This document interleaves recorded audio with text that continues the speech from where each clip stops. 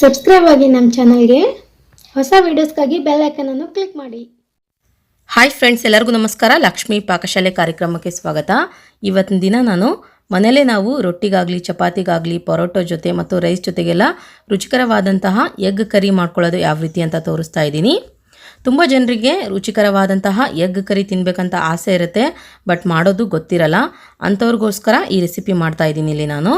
ಮತ್ತು ಬ್ಯಾಚುಲರ್ಸ್ಗೂ ಕೂಡ ತುಂಬ ಯೂಸ್ ಆಗುತ್ತೆ. ಖಂಡಿತ ನಿಮ್ಮ ಮನೆಗಳಲ್ಲಿ ಒಂದ್ಸಲ ಈ ರೆಸಿಪಿನ ತಪ್ಪದೆ ಟ್ರೈ ಮಾಡಿ ಮತ್ತು ನಿಮ್ಮ ಅನಿಸಿಕೆ ಅಭಿಪ್ರಾಯಗಳನ್ನು ಕಮೆಂಟ್ ಮುಖಾಂತರ ತಿಳಿಸಬಹುದು. ಬನ್ನಿ, ಹಾಗಿದ್ರೆ ಈ ಎಗ್ ಮಸಾಲ ಕರಿ ಮಾಡೋದು ಯಾವ ರೀತಿ ಅಂತ ನೋಡೋಣ. ಮೊದಲೇದಾಗಿ ನಾನಿಲ್ಲಿ ಒಂದು ಮಿಕ್ಸಿ ಜಾರ್ ತೊಗೊಂಡಿದ್ದೀನಿ. ಇದಕ್ಕೆ ಇವಾಗ ನಾನಿಲ್ಲಿ ಒಂದು 2 ಹಸಿರು ಮೆಣಸಿನ್ಕಾಯಿ ಹಾಕೊಳ್ತಾ ಇದ್ದೀನಿ. ನಂತರ 2 ಮೀಡಿಯಮ್ ಸೈಜ್ ಈರುಳ್ಳಿನ ಕಟ್ ಮಾಡಿಬಿಟ್ಟು ಹಾಕ್ಕೊಳ್ಳಿ. ನಂತರ 2 ಟೊಮೊಟೊ ಹಣ್ಣನ್ನು ಕಟ್ ಮಾಡಿಬಿಟ್ಟು ಹಾಕ್ಕೊಳ್ಳೋಣ.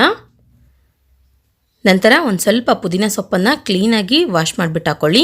ಈ ಟೈಮ್ನಲ್ಲಿ ಸ್ವಲ್ಪ ಕೊತ್ತಂಬರಿ ಸೊಪ್ಪು ಕೂಡ ಸೇರಿಸ್ಕೊಳ್ಬೇಕು. ನಾನಿಲ್ಲಿ ಮನೇಲಿ ಖಾಲಿಯಾಗಿದೆ, ಸೊ ಅದಕ್ಕೋಸ್ಕರ ಸ್ಕಿಪ್ ಮಾಡ್ತಾ ಇದ್ದೀನಿ. ಅದಾದ ನಂತರ ಒಂದು 2 ಇಂಚಷ್ಟು ಹಸಿ ಶುಂಠಿ ಮತ್ತು ಬೆಳ್ಳುಳ್ಳಿ ಹಾಕ್ಕೊಳ್ಳಿ. 1 ಟೀ ಸ್ಪೂನಷ್ಟು ಧನಿಯಾ ಬೀಜ, ಅರ್ಧ ಟೀ ಸ್ಪೂನಷ್ಟು ಜೀರಿಗೆ ಹಾಕ್ಕೊಳ್ಳಿ. ನಂತರ ಒಂದು 2 ಟೇಬಲ್ ಸ್ಪೂನಷ್ಟು ಒಣ ಕೊಬ್ಬರಿ ತುರಿ ಹಾಕ್ಕೊಳ್ಳೋಣ. ಎಲ್ಲ ಪದಾರ್ಥಗಳನ್ನು ಮಿಕ್ಸಿ ಜಾರ್ಗೆ ಹಾಕಿದ ನಂತರ ನೋಡಿ, ಇದಕ್ಕೆ ಇವಾಗ ನೀರು ಸೇರಿಸ್ಬಿಟ್ಟು ಗ್ರೈಂಡ್ ಮಾಡ್ಕೊಳ್ಳೋಣ. ಓಕೆ, ಇವಾಗ ಈ ರೀತಿಯಾಗಿ ಗ್ರೈಂಡ್ ಮಾಡಿಬಿಟ್ಟು ಮಸಾಲಾನ ಇಲ್ಲಿ ನಾನು ರೆಡಿ ಮಾಡಿ ಇಟ್ಕೊಂಡಿದ್ದೀನಿ. ಆದಷ್ಟು ನೈಸಾಗಿ ರುಬ್ಕೊಳ್ಬೇಕು. ನಂತರ ಇಲ್ಲಿ ನಾನು ಒಂದು 6 ಮೊಟ್ಟೆನ ಬೇಯಿಸ್ಬಿಟ್ಟು ಆಲ್ರೆಡಿ ಸಿಪ್ಪೆ ಸುಲಿದ್ಬಿಟ್ಟು ಇಟ್ಕೊಂಡಿದ್ದೀನಿ. ಬೇಯಿಸಿರುವಂತಹ ಮೊಟ್ಟೆನ ಈ ರೀತಿಯಾಗಿ ಒಂದು ಸ್ವಲ್ಪ ಕಟ್ ಮಾಡ್ಕೊಳ್ಬೇಕು. ಪೂರ್ತಿಯಾಗಿ ಕಟ್ ಮಾಡ್ಕೊಳ್ಳೋ ಅವಶ್ಯಕತೆ ಇಲ್ಲ. ಈ ರೀತಿಯಲ್ಲಿ ಸ್ವಲ್ಪ ಸ್ವಲ್ಪ ಸೀಳ್ಕೊಂಡ್ರೆ ಸಾಕು.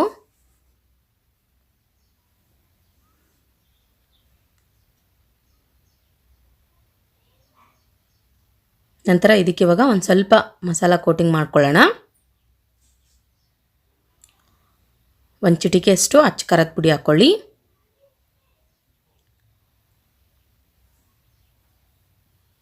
ಅದಾದ ನಂತರ 1 ಚಿಟಿಕೆಯಷ್ಟು ಉಪ್ಪು ಹಾಕ್ಕೊಳ್ಳೋಣ. ಇದನ್ನಿವಾಗ ಒಂದ್ಸಲ ಚೆನ್ನಾಗಿ ಮಿಕ್ಸ್ ಮಾಡ್ಕೊಳ್ಳಿ. ಇದನ್ನಿವಾಗ 1-2 ನಿಮಿಷ ಪಕ್ಕಕ್ಕೆ ಇಟ್ಕೊಳ್ಳೋಣ. ನಂತರ ಗ್ಯಾಸ್ ಆನ್ ಮಾಡ್ಕೊಂಡ್ಬಿಟ್ಟು ಒಂದು ಪಾತ್ರೆ ಇಟ್ಕೊಳ್ಳಿ. ಪಾತ್ರೆ ಚೆನ್ನಾಗಿ ಬಿಸಿ ಆದ ನಂತರ ಎಣ್ಣೆ ಹಾಕ್ಕೊಳ್ಳೋಣ. ಎಣ್ಣೆ ಚೆನ್ನಾಗಿ ಬಿಸಿ ಆದ ನಂತರ ಇದಕ್ಕೆ ಇವಾಗ ಹೋಲ್ ಮಸಾಲಾಸ್ ಹಾಕ್ಕೊಳ್ಳೋಣ.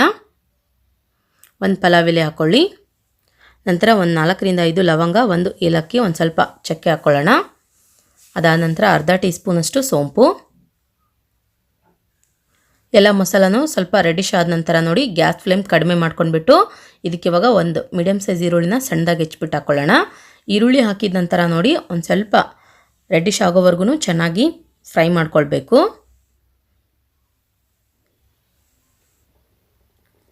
ಅದಾದ ನಂತರ ಇದಕ್ಕೆ ಇವಾಗ 1 ಮೀಡಿಯಮ್ ಸೈಜ್ ಟೊಮೊಟೊ ಹಣ್ಣನ್ನು ಕೂಡ ಸಣ್ಣದಾಗಿ ಹೆಚ್ಚಿಬಿಟ್ಟು ಹಾಕ್ಕೊಳ್ಳೋಣ.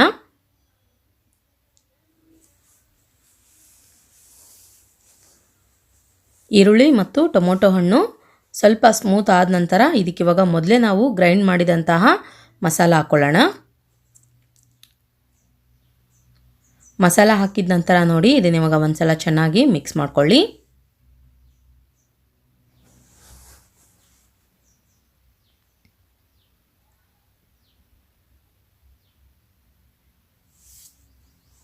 ನಾವು ಎಲ್ಲ ಪದಾರ್ಥಗಳನ್ನು ಇಲ್ಲಿ ಹಸಿಯಾಗಿ ಯೂಸ್ ಮಾಡಿರ್ತೀವಿ. ಈ ಟೈಮ್ನಲ್ಲಿ ಒಂದು ಸ್ವಲ್ಪ ಹಸಿ ವಾಸನೆ ಹೋಗಿ ಘಮ ಘಮ ಅಂತ ಸುವಾಸನೆ ಬರಬೇಕು, ಅಲ್ಲಿವರೆಗೂ ಚೆನ್ನಾಗಿ ಮಿಕ್ಸ್ ಮಾಡ್ಕೊಳ್ಳಿ.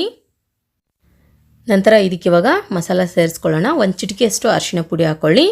ಅರ್ಧ ಟೀ ಸ್ಪೂನಷ್ಟು ಧನಿಯಾ ಪೌಡರ್, ಅರ್ಧ ಟೀ ಸ್ಪೂನಷ್ಟು ಗರಂ ಮಸಾಲ, 1ರಿಂದ 1.5 ಟೀ ಸ್ಪೂನಷ್ಟು ಅಚ್ಚ ಖಾರದ ಪುಡಿ ಹಾಕ್ಕೊಳ್ಳೋಣ.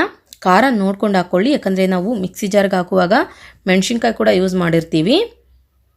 ಕೊನೆಯದಾಗಿ ರುಚಿಗೆ ತಕ್ಕಷ್ಟು ಉಪ್ಪು ಹಾಕ್ಕೊಳ್ಳೋಣ. ಇದನ್ನಿವಾಗ ಮೀಡಿಯಮ್ ಫ್ಲೇಮ್ನಲ್ಲಿ ಇಟ್ಬಿಟ್ಟು ಒಂದ್ಸಲ ಚೆನ್ನಾಗಿ ಮಿಕ್ಸ್ ಮಾಡ್ಕೊಳ್ಳಿ.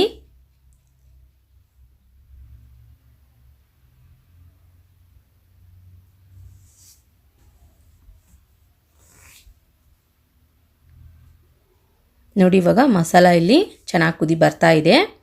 ಇದಕ್ಕೆ ಇವಾಗ ನೀರು ಸೇರಿಸ್ಕೊಳ್ಳೋಣ. ನೀರು ನಿಮಗೆ ಎಷ್ಟು ಗ್ರೇವಿ ಬೇಕನ್ಸುತ್ತೆ ಎಗ್ ಕರಿ ನೋಡ್ಕೊಂಡ್ಬಿಟ್ಟು ನೀರು ಸೇರಿಸ್ಕೊಳ್ಳಿ. ನಾನಿಲ್ಲಿ 1ರಿಂದ 1.5 ಗ್ಲಾಸ್ನಷ್ಟು ನೀರು ಹಾಕಿದ್ದೀನಿ. ಇದನ್ನಿವಾಗ ಮೇಲ್ಗಡೆ ಮುಚ್ಚಿಬಿಟ್ಟು ಒಂದು 5 ನಿಮಿಷಗಳ ಕಾಲ ಬೇಯಿಸ್ಕೊಳ್ಳೋಣ ಮಧ್ಯಮ ಉರಿಯಲ್ಲಿ ಇಟ್ಬಿಟ್ಟು. ಓಕೆ, ಇವಾಗ ಒಂದು 5 ಮಿನಿಟ್ಸ್ ಕಂಪ್ಲೀಟಾಗಿ ಆಗಿದೆ. ಮಸಾಲ ನೋಡಿ ಇವಾಗ ಚೆನ್ನಾಗಿ ಕುದಿ ಬರ್ತಾ ಇದೆ. ಇದಕ್ಕೆ ಇವಾಗ ಒಂದು ಅರ್ಧ ಕಪ್ಪಷ್ಟು ಮೊಸರು ಹಾಕ್ಕೊಳ್ಳೋಣ. ಮೊಸರು ಆದಷ್ಟು ಫ್ರೆಶ್ ಆಗಿರೋದನ್ನು ಬಳಸಿ, ಜಾಸ್ತಿ ಹುಳಿಯಾಗಿರೋದನ್ನು ಹಾಕಬಾರ್ದು. ಮೊಸರು ಹಾಕಿದ ನಂತರ ನೋಡಿ ಚೆನ್ನಾಗಿ ಇದನ್ನು ಮಿಕ್ಸ್ ಮಾಡ್ಕೊಳ್ಳೋಣ. ಮೊಸರು ಆಪ್ಷನಲ್ಲು, ಬೇಡ ಅಂದರೆ ಸ್ಕಿಪ್ ಮಾಡ್ಕೊಳ್ಬಹುದು. ನಂತರ ಇದಕ್ಕೆ ಇವಾಗ ಮೊದಲೇ ನಾವು ರೆಡಿ ಮಾಡಿಟ್ಟಿರುವಂತಹ ಮೊಟ್ಟೆ ಹಾಕ್ಕೊಳ್ಳೋಣ.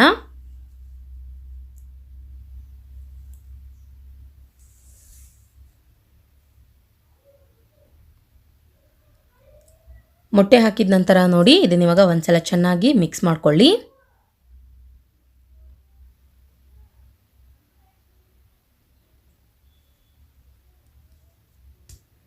ಇದನ್ನ ಇವಾಗ ತಿರ್ಗಾ ಮೇಲ್ಗಡೆ ಮುಚ್ಚಿಬಿಟ್ಟು ಒಂದು 8 ರಿಂದ 10 ನಿಮಿಷಗಳ ಕಾಲ ಬೇಯಿಸ್ಕೊಳ್ಳೋಣ.